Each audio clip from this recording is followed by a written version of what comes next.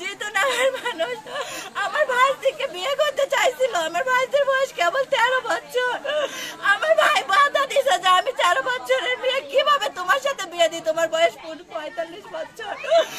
আমার ভাইকে বলছে তোমার মেয়েকে লেখাপড়া শেখাবো, সব শেখাবো। আমার ভাই তাও রাজি হয়নি।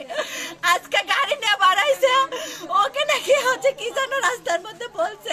অবশ্যই কিছু তো বলছে, না ছাড়া তো একজন আরেকজনের গায়ে হাত দিবে না।